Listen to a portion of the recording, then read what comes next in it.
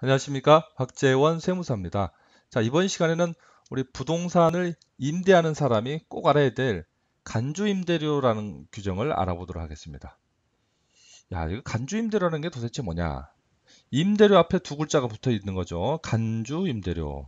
이 말은 임대료로 보겠다라는 건데, 이게 왜 생겼고, 그리고 임대하는 사람들조차 꼭 놓치고 있고, 이 처음 임대하시는 분들은 이런 게 있어? 생각지도 못한 이 비용이라고 생각을 하는 겁니다. 그래서 이 내용 꼭 아셔야 되고요. 이거 굉장히 이 정도를 안다는 건 고수라는 겁니다. 그래서 한번 알아보도록 하겠습니다. 자, 이 두 부부가 이런 이야기를 하고 있습니다. 여보, 그 임대료 받아봐야 세금만 많다고 하던데요? 이런 이야기를 한 겁니다. 그래서 그냥 월세 안 받고요. 전세금만 받아서 은행에 넣어둘 생각이에요.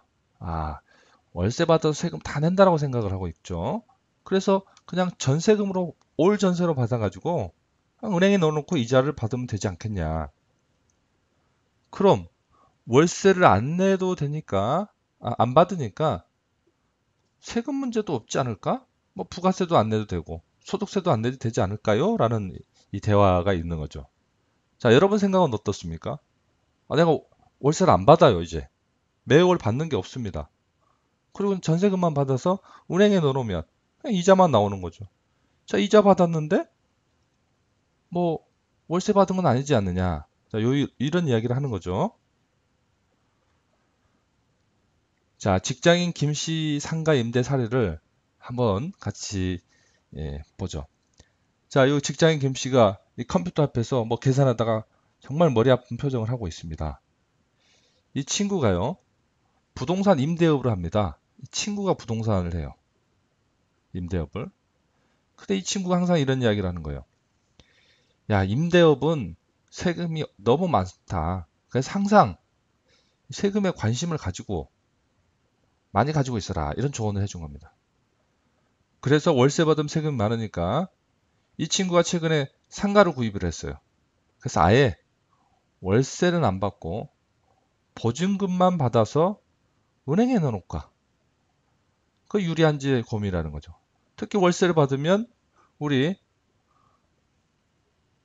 근로소득이죠. 근로소득하고 임대소득하고 합산이 돼서 세금이 더 많아진다는 거 아니겠습니까? 그래서 월세를 받지 말아야 되겠다, 당분간.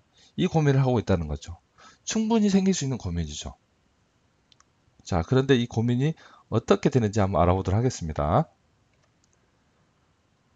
자, 간주임대료를 지금 이야기하려고 하는 거죠. 자, 이 상가 건물에, 목조원대 상가 건물이 있습니다. 이걸 샀다라는 거죠. 그런데 이분은 요 현찰을 좋아하는 현찰형입니다.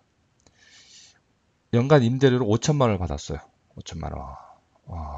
그러네요. 괜찮네요. 그런데 5천만 원을 받았더니 이 월세에 대해서 세금이 많을 것 같아. 세금이 굉장히 많을 것 같아. 이걸 본 친구는 이렇게 생각을 합니다. 그러면 월세를 받지 말아야 되겠다.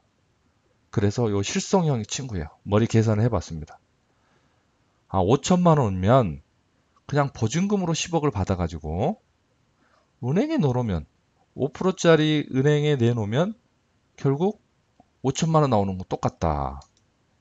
자, 그렇게 되면 내가 임대료 받는 게 아니고 이자 받는 거 아니냐. 그래서 은행에서 이자 떼고 주면 되는 거다. 이렇게 생각을 합니다. 그런데 여러분, 이게 맞다라고 생각하십니까? 월세로 받으면은 부가세든 소득세든 내야 되는 거고, 보증금만 받으면은 세금을 내지 않는다.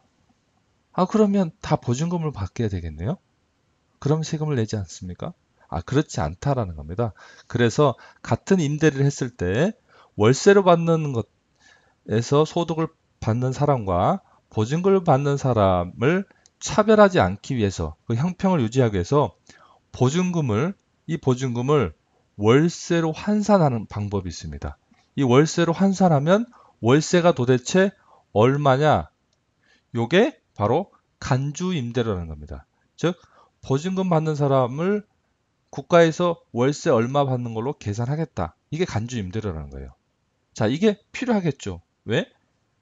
월세 받는 사람과 보증금 받는 사람을 똑같이 취급을 해줘서 그 임대소득으로 부과를 해야 된다는 게 맞지. 임대를 해주면서 이자 속세를 부과하는 건 맞지 않다라는 겁니다. 자, 그래서 그런 의미가 있네요. 자, 그래서 월세 받는 사람과 보증금 받는 사람의 형평을 유지해 주자. 요 취지로 간주임대를 했는데, 그러면 간주임대는 어떻게 계산합니까? 이렇게 계산합니다. 간주임대료는 임대료로 환산을 하는 건데, 보증금 받은 금액에 임대일수, 예, 국세청에서 고시하는 이자율이 있습니다. 국세청에서 고시하는 이자율이 매년 바뀝니다. 뭐 3.5% 하면 보증금 10억, 예, 임대일수가 365일이에요. 365일 곱하기 3.5%. 자, 이 금액은 임대료 받은 걸로 환산하겠다. 계산하겠다.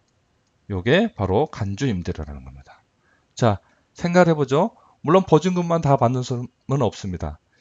일부 월세를 받고 일부 보증금을 받는 분들이 있겠죠. 자, 그렇다 하더라도 월세만 과세하는 게 아니고 보증금도 임대료로 환산한다. 요거 잘 알아두셔야 됩니다. 그래서 요 내용 간주임대료가 이렇게 부과된다는 걸 꼭 알아두시기 바랍니다. 감사합니다.